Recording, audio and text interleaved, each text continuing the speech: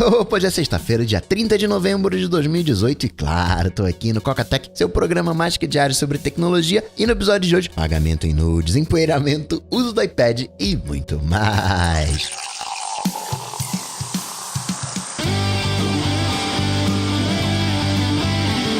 Dicas, produtividade, tecnologia, opinião, comportamento, tendência, notícias. Cocatec.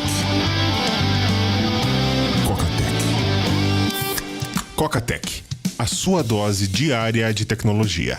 Apresentação: Gustavo Faria. E vários cocas mandaram histórias relacionadas às luzes. Primeiro, falando que a luz de mercúrio, sim, é a luz branca. Essa luz amarela de hoje em dia é de vapor de sódio. Até o coca que mandou essa mensagem, o César Panda, escreveu Capper de sódio. Erro do corretor. Mas eu fiquei pensando, Capper, o que é Capper? Peraí, vou procurar aqui no Google.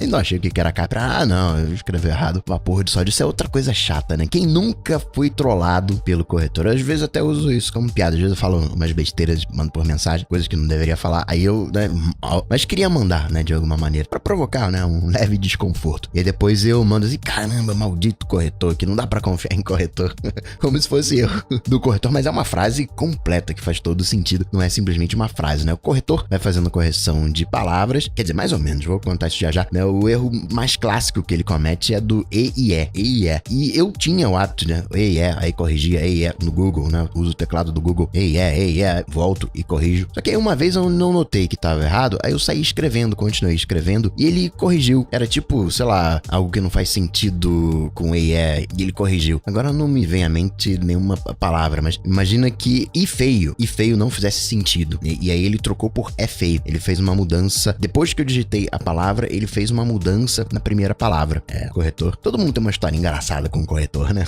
Qual foi a vergonha que você mais passou? O mico que você pagou com o corretor, que você sentiu vergonha? Manda um direct lá no Instagram.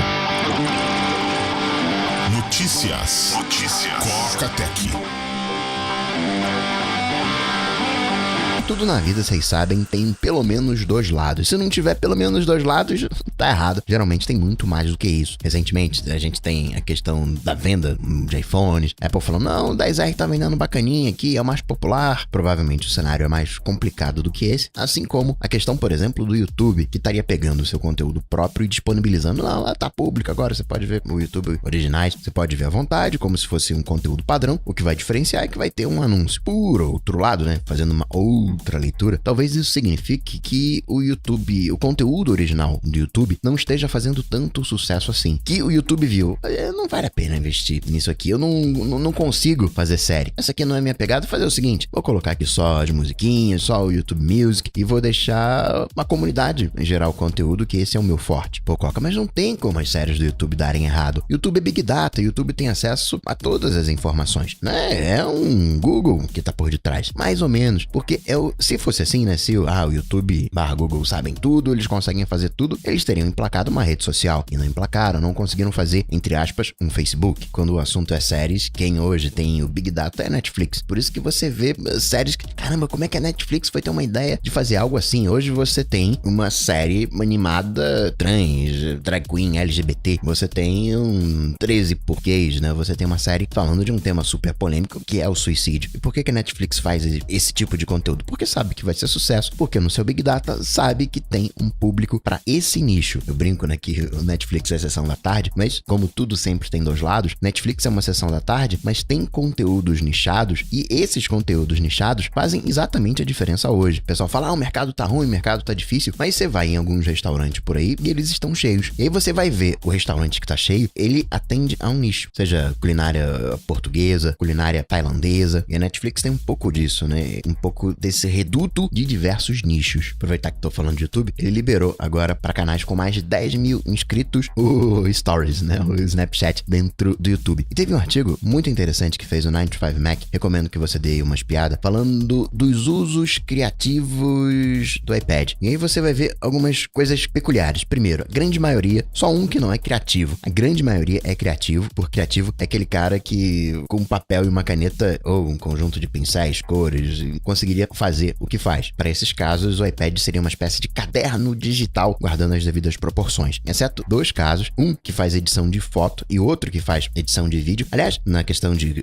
luz, né, luz branca, luz amarela, de produtividade, vários relatos de cocas que lidam com imagem, com foto, com vídeo, falando, não, faço aqui a captação com aquela temperatura de cor, edito com tal temperatura de cor. E até umas frases bonitas, né? Teve uma frase que eu gostei, que se eu lembrar vou usar mais vezes. Que uma luz, por exemplo, colocou na rua uma luz de LED branca, você consegue um índice de reprodução de cor. Bacana, isso é um parâmetro, né? IRC, índice de reprodução de cor. E aqui, por isso, a iluminação da noite ficaria muito mais completa, você ficaria mais seguro, porque é como se tivesse, entre aspas, de dia. Você estaria vendo algo mais próximo do que você está acostumado a ver de dia. E a luz amarela não te dá isso. Você acaba ficando com uma sensação de segurança maior. Então, voltando a esses 2 casos de criativos, um faz a edição de vídeos usando o LumaFusion, que é o melhor editor que eu conheço de vídeo para iOS. E a parte da edição de fotos é uma edição de fotos fotográfica que você consegue fazer com o Lightroom. E no caso que não é criativo, eu achei bem interessante esse caso, porque não está muito associado à tecnologia, é uma área que a gente costuma associar com tecnologia, que é fazenda. E aí o cara fala, aqui no trator é muito quente, só para aguentar esse calorzão tem que ser um iPad. Tem sim um case, você tem a poeira, tem uma proteção, mas que o iPad aguenta o tranco, ele tá, entre aspas, no meio do nada, e como tem LTE no iPad, consegue transmitir um dado, consegue acessar algumas coisas, tem aplicativos específicos para fazenda. Então, vamos combinar aqui, né? Por mais que hoje a gente tenha SSDs, o HD não seja eletromecânico, você tem ventoinha, né? Um notebook não é o melhor lugar para um lugar poeirento. Já um iPhone hoje, que tem um IP XPTO que veda tudo, mega combina, e o iPad segue a mesma linha do iPhone. Agora, Coca, todo mundo fala aí do iPad, né? Um novo computador, substituto, barra alternativa. E o Google, o que o Google está preparando para isso? Hoje a única solução equivalente, entre aspas, que a gente tem é o DeX, e não passa exatamente por um tablet. Você pode usar seu smartphone, é da Samsung, você usa o Galaxy e você vai ter um computador. A solução do Google mais próxima seria o Chrome OS, mas a gente tem o Fuchsia. Muita gente olha para o Fuchsia como uma maneira do Android se livrar de algumas pendências que tem, a questão de Java, né, o Oracle, a Sun, né, aquelas briguinhas, uma série de pontinhos, e faz de novo, faz bacaninha, faz redondinho, mas pode ser uma maneira do Google fazer direito. Hoje o iOS, ele já nasceu velho, né? O iOS, ele é um sistema inspirado no macOS, então ele é um sistema velho. Você pega aquele Windows Mobile, como era legal, o foco não estava no aplicativo, o foco estava na comunicação com as pessoas, era uma repaginada, era um ar novo. Vamos ver o que o Fuchsia consegue fazer. De alguma maneira o Android, né, tá ali junto do iOS, sim, né, Linux e afins, mas é a mesma linhagem, tem o mesmo punch, a mesma pegada, cabe um redesenho. Eu vou deixar o link desse artigo do 9to5Mac falando dos usos de iPad aqui nas notas do episódio. E um desenvolvedor compartilhou as gambiarras, os golpes, os truques que são usados nos aplicativos para aumentar faturamento. Por exemplo, abre uma janelinha para você assinar e o botão de fechar aparece depois, demora para aparecer, de tal maneira que você acha, não, para eu continuar aqui eu tenho que assinar. Do nada ali você tá usando o aplicativo, aparece uma janela perdida de assinatura, ou então um banner, um pop-up para promover um aplicativo. Você é um usuário educado, tá antenado no que tá acontecendo. Peraí,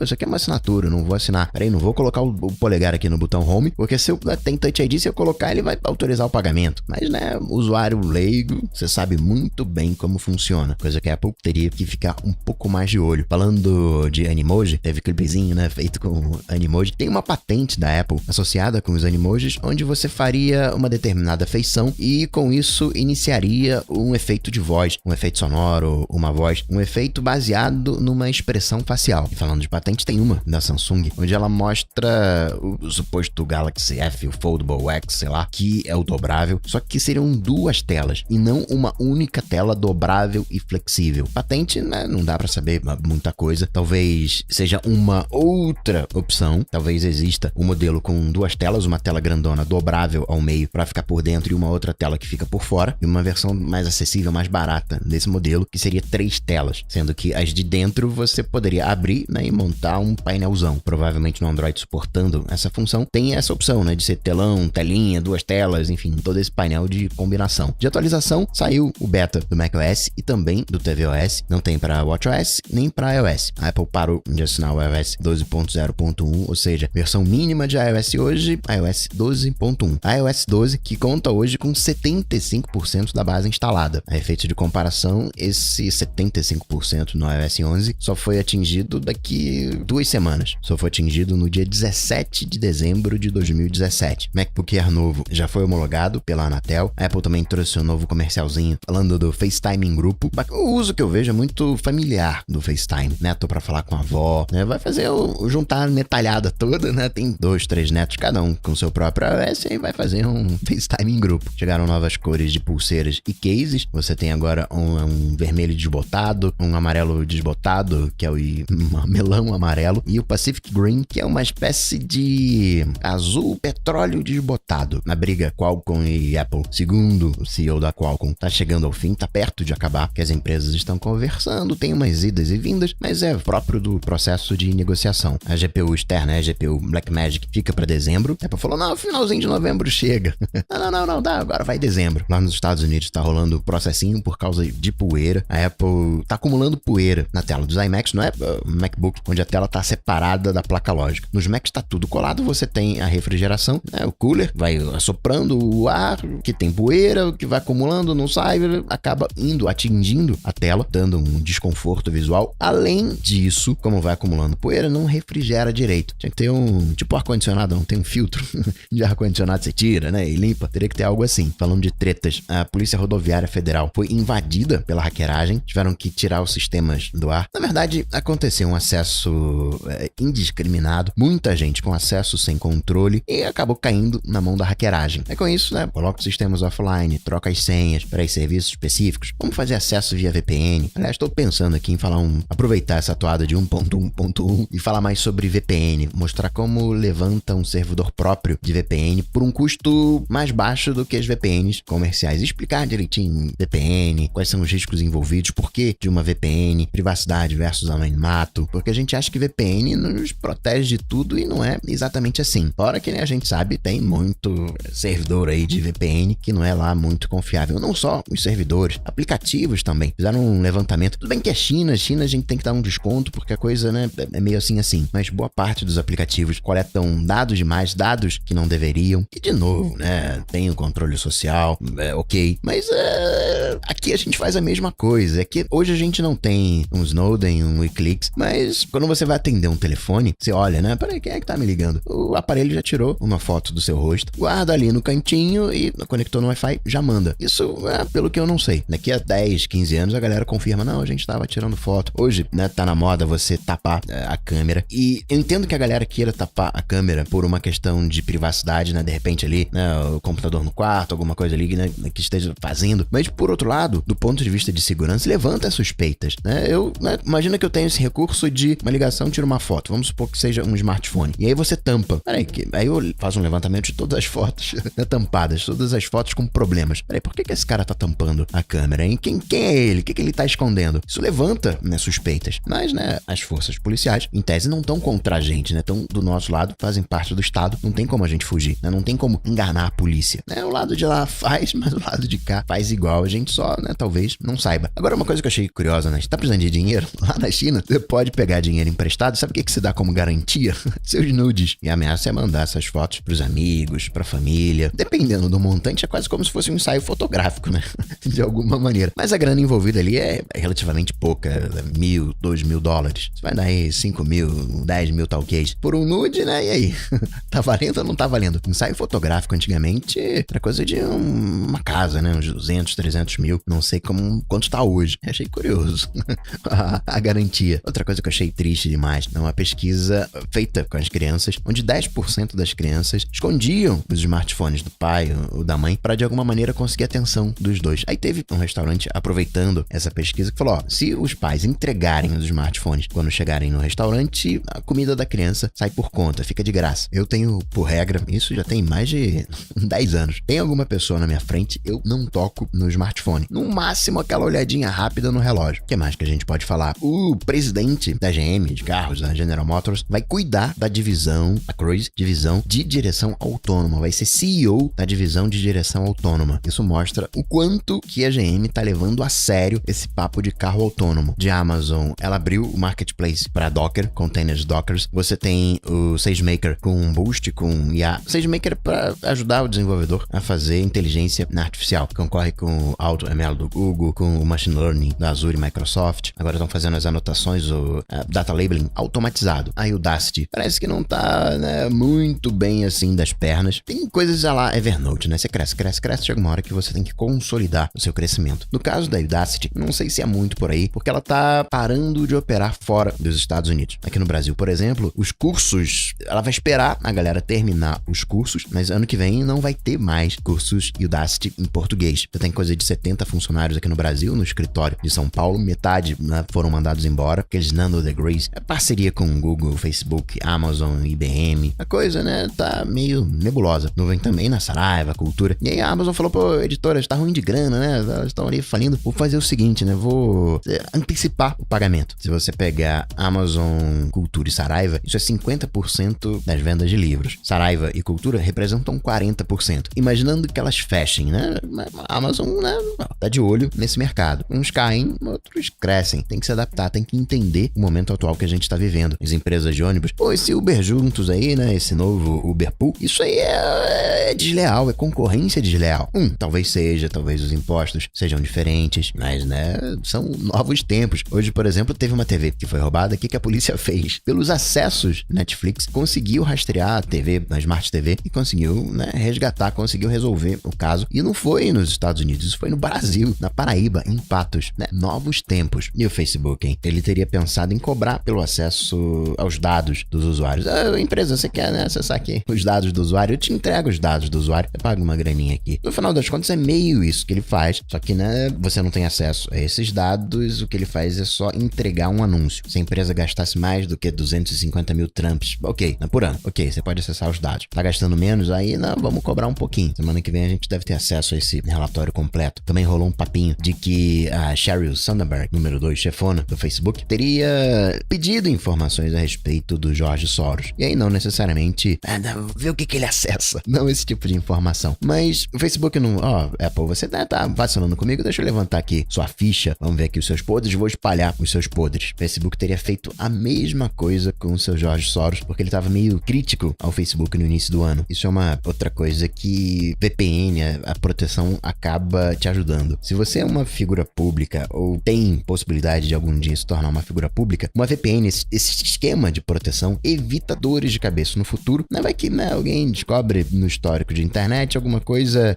socialmente questionável. A gente sabe muito bem como a internet é tóxica, como a galera pega pontos, retira de contexto e né, massacra, pisa em cima das pessoas, né, faz parte do jogo. Microsoft, HoloLens, conseguiu um contrato quase bilionário com o exército americano, 480 milhões de trumps para o exército americano usar o HoloLens. Na verdade, já usa o HoloLens em treinamento, mas agora é para combate, é para ir no combate, dando informações, aumentando a capacidade de tomar decisões. O contrato prevê até 100 mil HoloLens. Microsoft vendeu metade disso, né? Triplicaria as vendas do HoloLens, mas tem que, né, seguir algumas coisinhas. Por exemplo, hoje o campo de visão é de 35 graus, tem que ampliar pelo menos 55 graus. Tem exigência de peso, né, para ser compatível com hoje, né, os capacetes, tecnologia chegando ali na guerra. E para finalizar, registrar mais umas coisinhas. A Oppo também vai lançar o seu smartphone dobrável, marcou a data para isso, vai ser em fevereiro do ano que vem na MWC, Mobile World Congress. E a galera que curte Star Wars e gostaria que a criançada também acompanhasse, fizesse parte da jornada, mas eles acabam achando um filme velho aí, um filme longo. Vai ter uma animação, versões mais curtinhas para resumir a história de Guerra nas Estrelas. E assim, prevendo um final de semana de testes de VPN, eu vou ficando por aqui, mas eu volto, claro, você sabe, segunda-feira. Excelente final de semana, até segunda. Tchau, tchau.